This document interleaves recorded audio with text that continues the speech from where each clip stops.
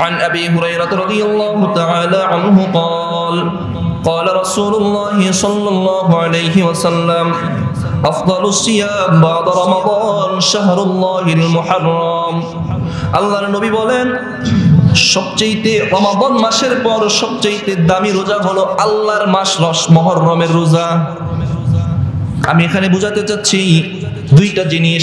এক নাম্বার, আল্লাহর নবী বললেন রমাদানের পরে সবচেয়ে দামি রোজা হলো মুহররমের রোজা, সবচেয়ে শ্রেষ্ঠ রোজা হলো, উত্তম রোজা হলো মুহররমের রোজা। দুই নাম্বার, আল্লাহর নবী মুহররম মাসের ক্ষেত্রে বললেন শাহরুল্লাহিল মুহররম, আল্লাহর মাস মুহররম। কার মাস? আল্লাহর মাস। মুহররম আল্লাহর মাস। যেহেতু এই মাসটাকে আল্লাহর সাথে সম্পৃক্ত হয়েছে, নিসবত হয়েছে, সম্বন্ধ হয়েছে, সেজন্য এই যে মাসের দাম বেড়ে গেছে। এই মাসের আমল, নবীর কাছে এক সাহাবী জিজ্ঞাসা করলেন, ইয়া রাসূলুল্লাহ, রমাদানের পরে আমি কোন মাসে সবচেয়ে বেশি রোজা রাখতে পারি? নবী বললেন, তুমি যদি রাখতে চাও তাহলে রমাদানের পরে তুমি মুহররম মাসে বেশি রোজা রাখবা। মুসনাদ আহমদে হাদিসে আসছে, নবী তাকে বললেন মুহররমে রমাদানের পরে সবচেয়ে বেশি রোজা রাখবা তুমি যদি রাখতে চাও। এই হলো মুহররম মাস। মুহররম মাসে ফজিলত, মুহররম মাসে করণীয় কি? করণীয়গুলো আমরা শেষে জানবো, করণীয় এবং বর্জনীয়। এখন তারপরে জানবো এই মাসে যে একটা দিন আছে আশুরা, মুহররমের 10 তারিখ আশুরা, আগামী শুক্রবার, আগামী শুক্রবার এই যে আশুরা আছে, আশুরার দিনটা আছে, এই আশুরার দিনের এখন ফজিলত জানবো, তাৎপর্য জানবো, করণীয় জানবো। সহিহ বুখারীর 2004 নম্বর হাদিসের বর্ণনা।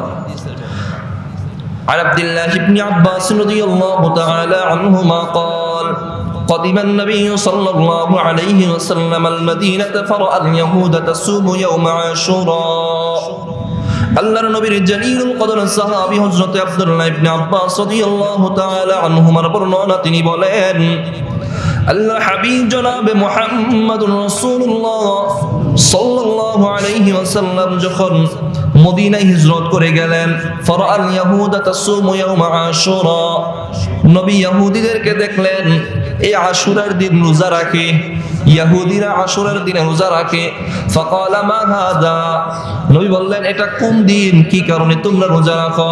ক্বালু হাদা ইয়াউমুন নাজ্জাল্লাহু বনি ইসরাঈল মিন আদুওয়িহিম, বনি ইহুদিরা উত্তর দিল, আল্লাহর নবী গো, এই দিনটাতে আমরা এই জন্য রোজা রাখি কারণ এই দিনে আল্লাহ তাআলা বনি ইসরাঈল এবং মুসা আলাইহিস সালাতু ওয়াস সালামকে ফিরআউনের হাত থেকে রক্ষা করেছিলেন।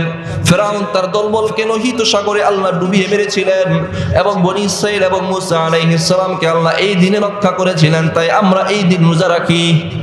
নবী বললেন আনা হাক্কু বি মুসা মিনকুম, তোমরা যদি মুসা আলাইহিস সালামের অনুসরণীয় ব্যক্তি হতে পারো, তাই রোজা রাখতে পারো, আমি নবী হিসাবে মুসা আলাইহিস সালাতু ওয়াস সালামের বেশি হকদার, তাই আমিও রোজা রাখবো।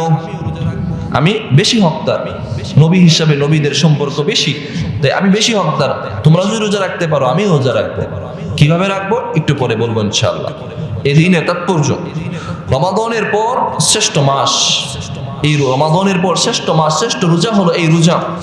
সুনান ইবনে মাজাহ 1742 নম্বর হাদিস।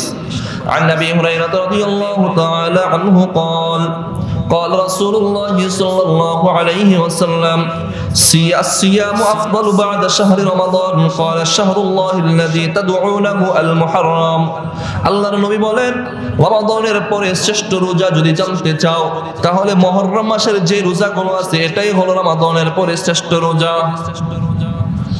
আমার ভাই, 4টা আমল রাসূল কখনোই বাদ দিতেন না, যে 4টা আমলের মাঝে এই আশুরা রোজাটা রাসূল কখনোই ছাড়তেন না। রাসূল 4টা আমল সারা জীবন করেছেন, কখনোই ছাড়েন নাই। সুনানে নাসাঈর 2416 নম্বর হাদিসের বর্ণনা। আম্মা জান হাফসা রাদিয়াল্লাহু তাআলা আনহা বর্ণনা করেন, আরবাউন লাম ইয়াকুন ইয়াদউহুন্না নবী সাল্লাল্লাহু আলাইহি ওয়াসাল্লাম, 4টা আমল রাসূল কখনোই ছাড়েন নাই। সিয়ামু ইয়াউমি আশুরা, 1 নম্বর হলো আশুরার রোজা, ওয়াল আশার এবং জিলহজের 9 তারিখের রোজা, ওয়া সালাসাতু আইয়ামিন মিন কুল্লি শাহরিন এবং প্রত্যেক মাসের 3টা রোজা, আইয়ামে বীজের রোজা এবং সালাতুল গাদা এবং ফজরের আগের 2 রাকাত সুন্নাত, ফজরের আগের 2 রাকাত সুন্নাত। এই আমলগুলো রাসূল কখনোই ছাড়তেন না। এর মধ্যে একটা হলো ইয়াউমে আশুরা। এই আশুরার দিনে রোজা রাসূল কখনোই ছাড়েন নাই। তাহলে বোঝা যায় আশুরা রোজার গুরুত্ব আছে না নাই? আছে।